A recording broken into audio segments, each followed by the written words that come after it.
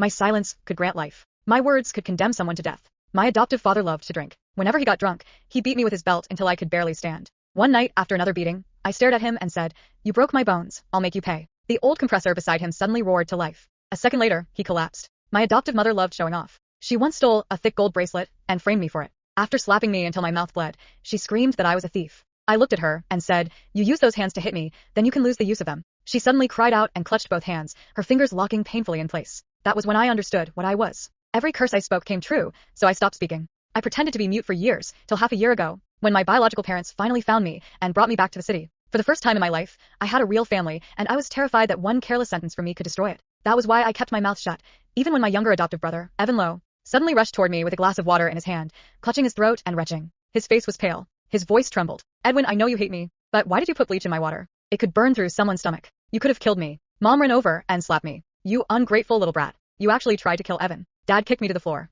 "So this is what you learned growing up in the middle of nowhere, jealousy and cruelty. Get on your knees and apologize." I stayed on the floor and looked at Evan behind Mom's shoulder. The corner of his mouth curled into a smug smile. "Fine." I clenched my teeth. If they wanted me to kneel and speak so badly, maybe I should finally give them what they wanted. I lifted my eyes to Evan and slowly opened my mouth. "Edwin, if you really didn't want me to go, you could have just said so. Why did you put that stuff in my water?" Evan trembled as he spoke, crying so hard he could barely breathe. "Mom, Dad, if Edwin can't stand having me around, then I won't go on the trip. I don't want to make him uncomfortable." The more pitiful he looked, the more heartbroken Mom became. She grabbed a bottle of disinfectant from the cabinet and hurled it at me. "Look how considerate Evan is. Then look at you. How did I give birth to someone this cruel?" The plastic bottle struck my cheek. My mouth filled with the metallic taste of blood. I still said nothing. Whenever I opened my cursed mouth, someone paid the price. During the 6 months since I returned to the Lowe family, these people had treated me better than anyone ever had. I was always cold, so Mom knitted sweaters for me herself and piled extra blankets on my bed. Whenever Dad came home from work, he brought me a warm cinnamon roll from the bakery around the corner and told me it had been my favorite when I was little. Even Sharon, my sharp-tempered older sister, had quietly slipped me a bank card on payday.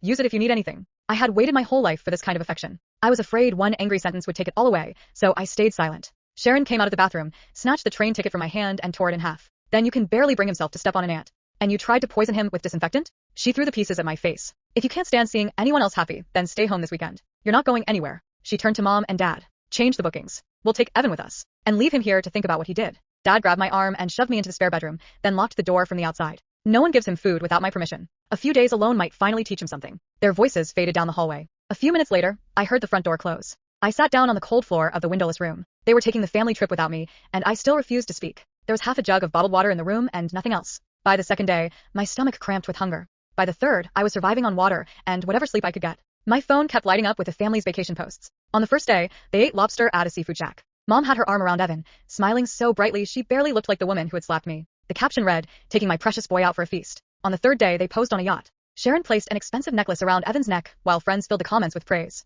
On the fifth night, the lock finally clicked. The living room light was so bright I had to squint. My whole family stood there with bags of souvenirs. Evan stepped forward carrying a bowl of creamy seafood chowder. "Must be starving, Edwin. I bought this just for you." Then he leaned closer and lowered his voice. "So, what if you're their biological son? All I have to do is cry and Mom and Dad treat you like a dog." I stared at him and didn't reach for the soup. Evan suddenly twisted his wrist. The hot chowder spilled over his own hand. He screamed, "Edwin, I was trying to help you." He dropped to the floor clutching his hand. Sharon abandoned her suitcase and rushed over when she saw how red his hand had become. She spun around and kicked me in the stomach. I had barely eaten in 5 days. The kick sent me backward into the bed frame, and pain shot through my body. Mom looked at me as if I were something she regretted bringing home. "I thought 5 days alone would make you reflect. Evan brought you food, and you still hurt him." Her eyes fell on the silver charm bracelet around my wrist, the one she had climbed all the way to the chapel to have blessed for me. She yanked it off. "Someone as vicious as you doesn't deserve this." Then she threw it to the floor. The bracelet broke apart on the tile. I dropped to my knees and picked up the pieces. When Mom had first put it on my wrist, her eyes had been red. "This will keep you safe for the rest of your life," she had told me. Now she stood over me like she had never said it. Dad pointed toward me. "I locked you up for 5 days, and you still haven't changed. I have to break your legs to teach you a lesson." "I will." The broken edge of the bracelet cut into my palm. Evan hit against Sharon and whispered through his tears, "Please don't blame Edwin. He was locked up for so long. It's normal for him to be angry. Maybe I shouldn't have come near him." Sharon hugged him tighter. "How could this be your fault? He was born vicious." Something inside me finally snapped. I looked at Evan's trembling hand, then at the fake concern on his face. A cold laugh escaped me. "You're really committed to this act?" Everyone froze. It was the first time they had heard my voice. "Aren't you afraid that hand might actually become infected, that it might swell so badly you can't even use it?" Sharon raised her hand. "You still dare to threaten him?" Before she could touch me, Evan screamed, "My hand." The redness across his skin deepened almost instantly. His fingers shook and his wrist began to swell. He dropped to the floor, clutching his arm in agony. Mom's face drained of color. "How could this happen? It was only a minor burn." A second ago, Evan cried out again. Sharon panicked and scooped him up. Dad hurried after them. What already gathering on his forehead at the door, he turned back toward me. When Evan is treated, I'll deal with you. Then he slammed the door and locked it. From the outside, the footsteps disappeared. I stared at the broken bracelet in my hand. For the first time since returning home, I had spoken, and the curse had answered. 3 days later, the spare bedroom door flew open. Erin stormed inside, grabbed my hair, and dragged me to my feet. Stop pretending to be weak. Get out here. She pulled me into the living room and shoved me beside the coffee table. The room was full. Mom, Dad, my uncle, and aunt, even Grandma had been brought in from the countryside. It looked less like a family gathering and more like a trial. Evan sat beside Mom with his right hand wrapped in thick bandages, his eyes red and swollen. Dad slapped a document onto the coffee table, consent form for involuntary psychiatric commitment. The doctor said Evan's injury wasn't a normal burn. Dad said it developed into a severe infection for no clear reason. He pointed at me. You grew up in the countryside. Who knows what chemicals or pesticides you learned to use? Throat tightened. I'm your father. I'm not going to stand by while you become dangerous. Dad continued. Sign this and we'll send you for inpatient treatment. This afternoon. Mom rushed over, her eyes red. Do you think I want this? I carried you for 9 months. This hurts me too. But how could you be this cruel? Evan begged us not to call the police because he didn't want to ruin your future. Even after what you did to him, he was still thinking about you. Relatives joined in immediately.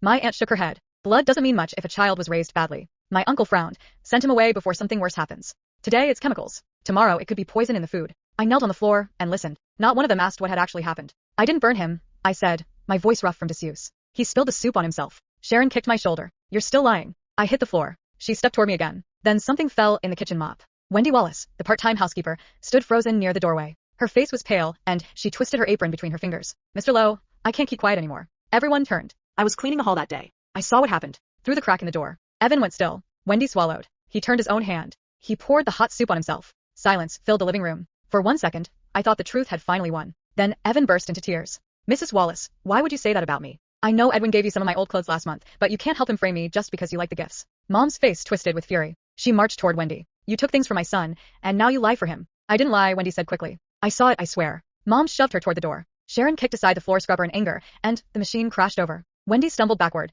struck the cabinet, and cried out as she fell. She held a hand to her forehead, dazed. Dad looked away. Enough. Get her out. 2 bodyguards stepped forward. Wendy tried to protest, but they escorted her from the house. Call the agency, Dad said coldly. I don't want her working for this family again. The door closed behind the only person who had told the truth. No one looked ashamed. The entryway went quiet. I stared at the closed door where Wendy had disappeared. She had risked her job to tell them what she saw. They still chose Evan. Stop staring and sign it. Mom dropped a pen onto the table. Tears rolled down her cheeks. You think we want to send you away? I'm your mother. You're not thinking clearly. If you keep going like this, one day you really will end up in prison. She pushed the document toward me. Get treatment for 2 years. Once you've dealt with this jealousy, you can come home. You'll still be the heir to the Lowe family. Dad folded his arms. As long as you agree to go, we won't hold Evan's injury against you. We're giving you a way out. They spoke as if they were saving me. They were trying to lock me away. I laughed, then swept the pen to the floor. I'm not sick. I'm not going to a psychiatric hospital. I'm not going to a psychiatric hospital. I pushed myself upright using the coffee table. If you want to lock me away, keep dreaming, you bastard. Dad slapped me back to the floor. Sharon grabbed the back of my collar and forced me down against the edge of the coffee table. In this family, you don't get to say no. He grabbed my hand and tried to force my fingers around the pen. Then Evan came over. Sharon, stop. His eyes were red again. He gently pulled at her arm. Edwin suffered for 20 years away from us. Of course he's resentful. Let's not make him sign anything. I don't care what happens to my hand. As long as Edwin can let go of his anger, that's enough. He reached toward me with his bandaged hand, pretending to help me up. I turned my face away. Fine. I clenched my teeth. They had ignored the truth. They had locked me away. They had starved me. They had blamed me for something Evan did to himself. They had even thrown out the one person who dared defend me. And now they wanted me on my knees. They wanted me to speak, so I would. I slowly lifted my head and looked straight into Evan's eyes. Then I opened my mouth. I looked straight into Evan's eyes. Then I opened my mouth. Evan, you will never be able to use that hand again. He smiled. For half a second. Then his smile disappeared. His bandaged fingers jerked violently. A.H. Evan screamed so loudly that Mom nearly dropped the glass in her hand. His entire arm locked. He fell against the coffee table, clutching his wrist as his fingers curled inward one by one. Evan. Mom rushed toward him. Dad grabbed his shoulder. What happened? I can't move it. The room erupted. Sharon called the doctor. Grandma started praying. My uncle demanded someone get the car. I simply stood there. My heart was hammering. I had spent years terrified of my own voice. Now I was terrified of what I might say next. Evan suddenly looked at me. There was no fake crying anymore. No trembling lips. No innocent expression. Only raw hatred. You did this. His voice was barely a whisper. Dad heard him. He turned toward me with fury burning across his face. You cursed him. I laughed once. That's what you believe. Dad froze. I stepped closer. You believed him when he said I poisoned him. You believed him when he said I burned him. You believed him when he said I was dangerous. I pointed toward Evan. But the moment something actually happens to him, suddenly I'm the monster who did it? Mom stared at me. Her face had gone pale. Edwin. I looked at her. You told me I was your son. She swallowed. You knitted those sweaters because you said you wanted to make up for all the years you lost. My voice shook. You bought me cinnamon rolls because you said they were my favorite. Mom's eyes filled with tears. And I believed you. Her lips trembled. Then why are you doing this? I smiled bitterly. I didn't do anything. Evan screamed again. His wrist twisted sharply. He collapsed against the couch. Make him stop. Everyone stared at me. I hadn't touched him. I hadn't moved. I hadn't even raised my voice. Evan's eyes widened. For the first time, he looked genuinely afraid of me. Dad suddenly grabbed my collar. You're coming with us. I didn't resist. Where? The hospital. He dragged me toward the door. I want every doctor there to examine you. I laughed. Why? He stopped. Because if they find nothing wrong with you, I'll know you're behind this. I looked him directly in the eye. And if they find nothing wrong with Evan? Dad's jaw tightened. They won't. Then let's go. At the hospital, 3 doctors examined Evan. X-rays showed nothing. Blood tests showed nothing. His nerves appeared perfectly healthy. Yet his fingers remained curled into a painful position. The specialist frowned. This doesn't make medical sense. Dad immediately pointed at me. My son did something to him. The doctor looked at me. Did you poison him? No. Did you injure his hand? No. Did you give him any medication? No. The doctor looked at Evan. Then what happened? Evan stared at the ceiling. He cursed me. The room went quiet. The doctor blinked. Excuse me? Evan's face twisted. He can curse people. Mom immediately stepped forward. Don't listen to him. He's delusional. Evan looked at her. No. He grabbed her sleeve. He spoke, and my hand got worse. Dad's expression changed. Sharon stared between us. I could see the fear spreading through their faces. Then Evan whispered something that made my stomach drop. He did it before. Everyone looked at him. Evan's eyes were fixed on me. Years ago. My blood ran cold. What did you say? Dad asked. Evan swallowed. When we were children, he told me I'd lose everything. I stared at him. That wasn't true. I'd never spoken to Evan before coming back to this family. But then he continued. And a week later, our neighbor's house burned down. My uncle frowned. What does that have to do with him? Evan looked at me. I remembered him. I felt the room tilt. What are you talking about? Evan slowly smiled. You really don't remember me, do you? I froze. He leaned closer. We met long before the Lowe family found you. My heart began pounding. Evan's smile widened. You weren't the only child who knew what your voice could do. Dad stepped between us. What the hell are you talking about? Evan ignored him. He whispered directly to me. I know what you are. I stared at him. Then he said the one sentence that made every hair on my arms rise. And I know how to make you speak. He turned toward Mom. Mom, bring me the old family photographs. She hesitated. Why? Because there's someone in them Edwin needs to see. My stomach tightened. What person? Evan smiled. Your real mother. The room went dead quiet. Dad's face changed. Mom's eyes widened. And for the first time, Evan looked less like a spoiled younger brother and more like someone who had been waiting years for this exact moment. He whispered, ask them why they never told you how your biological mother died. I stared at my parents. Neither of them answered. That was when I realized something far worse than Evan's lies. Maybe my family hadn't found me by accident. Maybe they had known exactly what I was before they ever brought me home. I stared at Mom. Tell me. She couldn't meet my eyes. Dad stepped forward. Evan doesn't know what he's talking about. Then tell me I'm wrong. My voice shook. Tell me my mother died naturally. Dad said nothing. That was enough. My stomach dropped. Evan watched their faces and smiled. See? Sharon looked at him sharply. Evan, stop.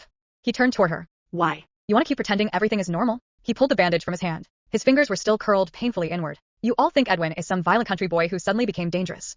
He laughed. You don't even know what you brought home. I looked at Dad. What happened to my mother? He closed his eyes. Your biological mother died when you were 3. How? A car accident. Liar. The word escaped me. The lights above us flickered. Every monitor in the room went black. A nurse screamed. The lights came back seconds later. Everyone stared at me. I stared at my own hands. I hadn't meant to say anything. Evan whispered. That's it.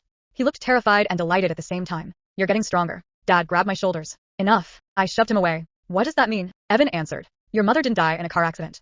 Dad's face turned white. She died because of you. I froze. What? Evan slowly raised his damaged hand. When you were 3, you were already speaking. Mom began crying. Evan, please. You told her she would disappear. My breathing stopped. I don't remember that. You weren't supposed to. Evan's voice became softer. You were a child. You didn't understand what your words meant. He looked at Dad. But your father did. Dad suddenly shouted. Shut up. Evan smiled. There it is. He turned back to me. Your father found out about your ability when you were little. I stared at Dad. He looked away. You knew. His silence answered me. You knew what I was. Mom covered her mouth. Dad finally spoke. We didn't know what it was at first. What did you know? That strange things happened whenever you became upset. My hands began trembling. You knew. We were trying to protect you. I laughed. Protect me? I pointed at Evan. You let him frame me. Dad didn't answer. You let Sharon beat me. Nothing. You locked me in a room for 5 days. Mom started sobbing. I thought you were dangerous. That sentence hurt more than the slap ever had. I stared at her. You thought your own son was dangerous. She whispered. We were afraid. Evan suddenly laughed. Everyone turned toward him. You should have been. His voice had changed. The sweetness was gone. I warned you.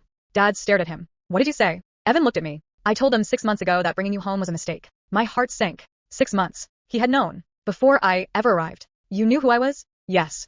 How? Evan's eyes hardened. Because I was there the night your mother died. I stared at him. You were 3. I was 4. He smiled. And I remember everything. Dad suddenly lunged toward him. That's enough. Evan dodged him. You want to know what happened? Dad grabbed his arm. Stop. You want to know why they abandoned you? I looked at Dad. Let him talk. Dad froze. Evan continued. Your mother discovered what you could do. Mom's tears fell silently. She was terrified. She wanted to take you somewhere far away. My chest tightened. She wanted to protect you from Dad. I looked at him. Dad's face had gone gray. Evan whispered. She told him she was leaving with you. Dad's hands began shaking. And what did he do? Nobody answered. Evan looked directly at me. He locked her in the garage. My blood ran cold. She screamed for help. Mom collapsed into a chair. Dad shouted. That's not what happened. Evan continued anyway. You were standing beside her. My knees weakened. You were crying. He smiled faintly. She told you. I promise I'll never leave you. Something inside my head cracked. A memory surfaced. A woman kneeling in front of me. Warm hands around my face. Tears on her cheeks. A voice whispering, don't be afraid. I grabbed my head. Stop. Evan stepped closer. She hugged you. Stop. And then she looked at Dad and said she would expose him. Stop. Every light in the hospital exploded. Glass rained across the floor. People screamed. The machines beside Evan went berserk. His bandaged hand suddenly straightened. He stared at it in horror. Then he looked at me. I could barely breathe. You remembered. Dad rushed toward me. I raised one trembling hand. Don't touch me. He stopped. My voice was barely audible, but everyone heard it. You knew. Dad's eyes filled with tears. I was trying to protect the family. You killed her. No. You killed my mother. No. His voice broke. I didn't mean to. The entire hospital corridor went silent. I stared at him. You just admitted it. Dad's face collapsed. Mom began screaming. That's not what he meant. Sharon backed away from both of them. Dad. Evan suddenly started laughing. Everyone turned. He was crying, laughing and crying at the same time. You finally said it. Dad stared at him. What did you do? Evan wiped his face. I didn't do anything. He looked at me. I just needed you to talk. His expression changed. Because your curse isn't the real danger. I swallowed. Then what is? Evan leaned toward me. Your words don't just hurt people. He glanced at Dad. They reveal what people deserve. My blood ran cold. And I've been waiting 6 months for you to say one particular sentence. He smiled. Say it. I stared at him. What sentence? Evan's eyes gleamed. Tell Dad he should suffer the same death as your mother.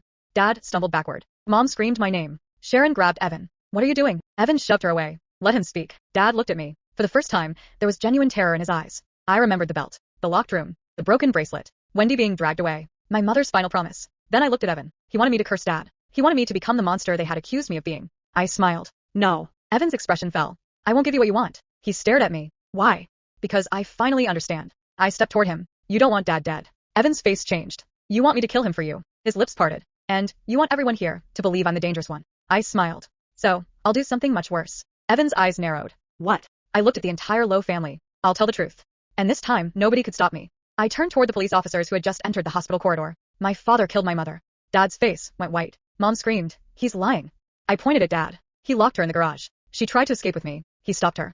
Dad backed away. Edwin, don't say another word. I smiled. You're scared. The curse didn't activate. Instead, the police officers moved toward him. One officer held up his phone. We heard enough. Dad's knees nearly buckled. Evan's expression changed instantly. No. No, that's not how this was supposed to happen. I looked at him. You wanted me to curse him. He stepped backward. Stay away from me. You knew everything. I didn't. You knew about my ability before I came home. Evan's face twisted. You think I wanted you here? He suddenly screamed at Mom. You said he'd be easy to control. Mom froze. Sharon stared at her. Mom, Evan realized what he'd said. Too late. Dad shouted. Evan, shut up. But Evan was unraveling. You told me to make him look unstable. Mom covered her mouth. Sharon's face drained of color. You framed him. Evan pointed at me. He was supposed to be sent away. We would have had everything. I laughed. So that's why.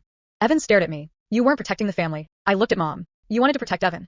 Mom began crying. Edwin, please. No. I pulled the broken charm bracelet from my pocket. You gave me this because you said it would keep me safe. I dropped the pieces at her feet. You were the person I trusted most. She sank against the wall. I am sorry. I shook my head. You're sorry because you got caught. The police arrested Dad first. Then Mom. Sharon stood frozen beside the hospital bed. She looked at me with tears streaming down her face. I kicked you. I said nothing. I locked you up. Still nothing. I called you vicious. She covered her face. I was wrong. I looked at her. You were.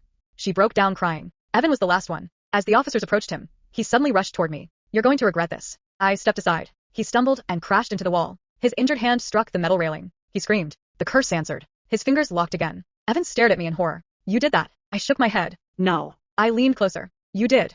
He didn't understand. So I showed him the hospital security footage. It showed him pouring the chowder onto his own hand. It showed him twisting his wrist. It showed him smiling at me afterward. His face collapsed. You recorded that? No. I looked toward the nurse. The hospital cameras did. For the first time, Evan had nothing left to say. Months later, the truth came out completely. Dad was convicted for my mother's death. Mom was convicted for helping him conceal what happened. Evan's lies, the poisoning accusation, the staged burn, and the psychiatric commitment scheme were all exposed. Sharon testified against them. She never asked me to forgive her. I respected that. As for me, I left the Lowe house. I rented a tiny apartment downtown and got a job at a bookstore. For the first time, I could speak without wondering whether someone deserved what happened next. Then one evening, a little girl came into the store with her father. She knocked over a display. Her father reached for her angrily. Do you know how expensive that was? The girl started crying. I froze. I knew that fear. I stepped between them. It's okay.